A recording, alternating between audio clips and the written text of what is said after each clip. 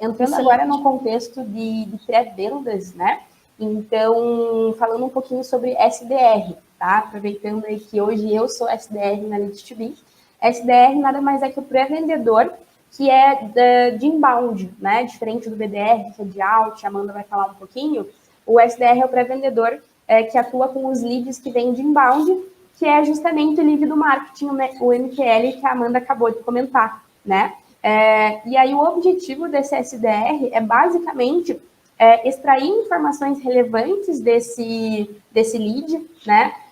Justamente para poder fazer o processo de qualificação e fazer a passagem de bastão para o time de vendas. Também é responsabilidade do SDR e daí do pré-vendedor como um todo, sinalizar quando não faz sentido, por exemplo, quando a gente não pode de fato agregar, ou quando a gente pode. Então o SDR ele faz realmente essa separação, essa identificação de quando a gente é a melhor solução para aquela empresa que está ali conosco. E também uma das responsabilidades do pré-vendedor é fazer um pouco de uma educação também, uma atuação um pouco mais consultiva com essas empresas, né? Porque às vezes, por exemplo, a empresa vem até você com uma demanda de algo que não existe, por exemplo, ou com uma demanda, ou ela quer algo que não de fato resolve o problema que ela acabou de te contar. Então também é papel aí do pré-vendedor daí como um todo fazer esse processo de consultoria, de educação, para poder sinalizar que faz sim sentido a reunião com o especialista, com o vendedor, que é a próxima etapa. Show! Laura, seja bem-vinda. Então, espero que você tire muito proveito aí do conteúdo que a gente trouxe, até troque um pouquinho aí como que é a sua operação no dia a dia. Falando um pouquinho ali do BDR, então, qual que é a diferença do SDR para o BDR? Antes de eu falar um pouquinho dessa diferença, eu vou esclarecer um termo que talvez não seja algo claro para todo mundo. Então, o que é inbound e o que é outbound? Então, inbound, basicamente, é aquele lead que vem de campanhas do marketing. Então, vem de conteúdos angariados através do marketing. Então, veio de uma campanha no Facebook, veio de um blog post, veio de um e-book. Então, é basicamente aquele cara que foi atraído pelo marketing através de um conteúdo e foi nutrido até ter essa conversão. E o outbound já é o oposto, é quando o time de venda, ou seja, o time de aquisição, ele vai buscar esse cliente gerando interesse por saber que tem fit. Então, basicamente, a gente tem um ICP bem definido, a gente identificar esse público no nosso mercado e até ele para gerar esse valor agregado. Então, a gente faz o contexto inverso. Então, o inbound é o que chega até a gente pelo marketing, o outbound é o que nós vamos buscar através dessa segmentação e inteligência de mercado. Então, só para deixar isso claro para todo mundo.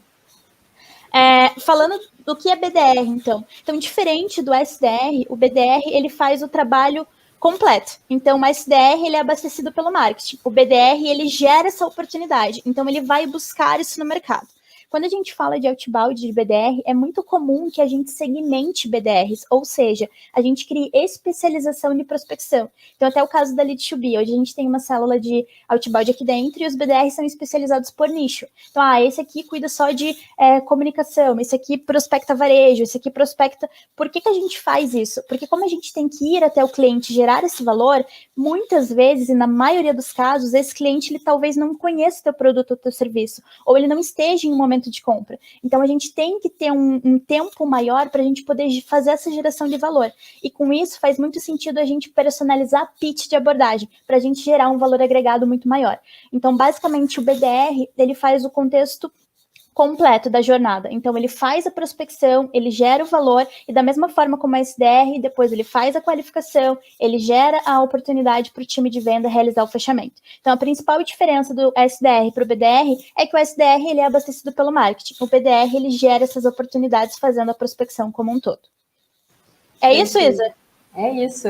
Inclusive, né, Amanda, o BDR ele acaba sendo até responsável muitas vezes por trazer tickets mais altos para a empresa, né? Um ciclo de vendas que acaba sendo um pouquinho mais longo, mas também como ele foca num nicho específico, eles já focam especificamente em nichos que trazem uma rentabilidade maior para a empresa, né? Perfeito. Antes da gente tocar, só uma observação que eu acho que é legal trazer devido a essa questão do BDR, SDR e outbound. Quando a gente fala de outbound também, é muito comum que o ciclo de conversão de venda seja maior, porque a gente tem que gerar um interesse. E como a Isa falou, isso pode ser muito bem trabalhado porque o ticket pode ser muito maior, então a espera vale a pena. Então, é importante também a gente destacar que quando a gente fala de outbound, a gente não fala muito de volume, e sim de qualidade. Por isso, a personalização, segmentação, porque a gente está gerando valor. Beleza? Perfeito, perfeito. E como aquela empresa não necessariamente te conhece, né, a importância de ser personalizado, né, de conhecer o negócio daquele cliente, para você já ter um rapport ali, alguma questão para relacionamento e conversa, né? Exatamente. Então, aqui, pessoal, a gente trouxe ilustrado o que a gente acabou de falar, tá? Então, aqui é um funil de vendas, né, que para aqui no vendedor, no fechamento. Então, tendo a fonte de marketing e a fonte por prospecção ativa. Então, aqui no lado da fonte de marketing, pode ver que depois que gera o lead, já entra o SDR na etapa de qualificação, passando aí para o funil do vendedor, né? Já o BDR, ele faz essa etapa desde o início, prospectando, encontrando o potencial cliente, conectando, né, fazendo todo esse processo de relacionamento e também fazendo essa qualificação. E aí, passando sim para o time de vendas, beleza? Um ponto importante disso que a Isa está apresentando é que, basicamente, aqui, galera, é o funil Y, o famoso funil Y. E o que é o funil Y? É quando a gente consegue, em uma única operação comercial, a gente ter os dois principais canais de conversão, o ativo e o passivo, digamos assim, que seria o inbound marketing.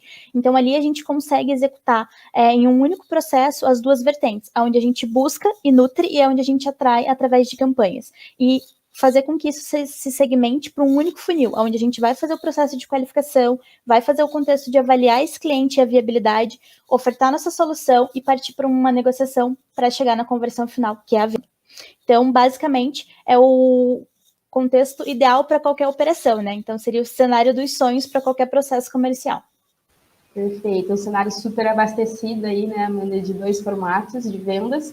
Inclusive, uma curiosidade que eu pensei em trazer é justamente que muitas vezes os vendedores também podem ser específicos para cada um desses formatos, né? Isso também traz uma especialização para o processo, né? Que é o caso do Elite to Be hoje. Perfeito. Na verdade, eu diria que seria ideal se fossem segmentados, até porque o processo comercial e o ciclo de fechamento é bem diferente. Então, a tratativa que a gente traz para um cliente que vem do inbound é bem diferente do cliente que vem do outbound, visto aquilo que a gente falou de geração de valor. Então, se a gente for idealizar uma construção de um funil Y, você que está pensando em implantar isso na tua empresa, na tua operação, ou criar uma área de pré-venda, ou fazer inbound, outbound, se existe a possibilidade de você fazer personalização por origem, a dica é essa. Se possível, faça, né? Porque é realmente o que agrega aí. Vamos lá.